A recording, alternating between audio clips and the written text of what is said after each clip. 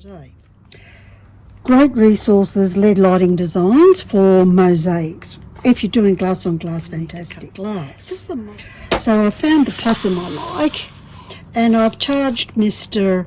I don't want bees, flowers and butterflies to enlarge this one because it's too small for my pole. Great for a window, but not in the garden for a pole. So the first thing is he had to go away and sketch it. Making very specific designs, it's a similar process to stained glass, or maybe it is because I used to do it. And there are other ways, but you choose whatever's best for you. So we ended up with this original cartoon that he's made for me, and I've labelled it and put the various colours he thinks should be there.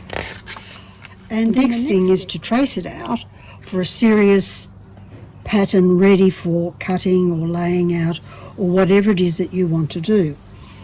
And I trace it out with a Milwaukee pen, which is very similar to a Sharpie, but way better when it comes to glass. It doesn't rub off like a Sharpie does.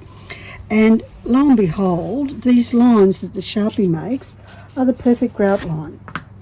So if I'm making a pattern out of this, I cut off all the grout lines. So we do want to number them and pop the colours in.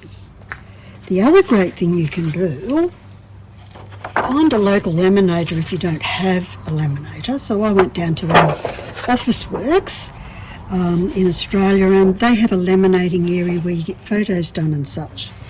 And just ask for scraps of the laminate, and which you can place over the top, trace out your pattern, write on it, keep your pattern for ages, number it, and then cut it out. So with my mosaic, I generally don't cut the grout lines off because my pattern isn't that specific.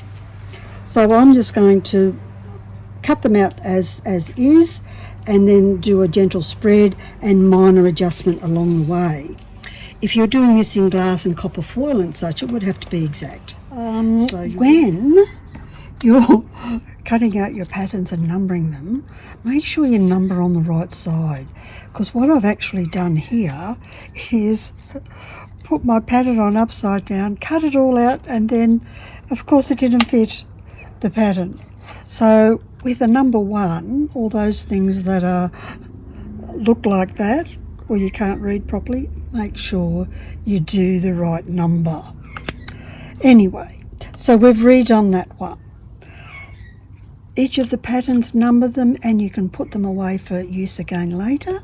So here you can see I can start to use my cartoon. I like to have a face because faces give personality and character, and little names for them will pop up. So we can see how this is going to start to fit quite nicely as we work our way through preparing all the pieces. So I've got some light greys, some blacks. So now I can go away and make the whole lot and see you when I'm ready to stick this little chap, I'm not sure, it might be a girl, I better check the differences, on the pole. So I hope you've really enjoyed and got a lot out of what you need to do to help you manage your pattern.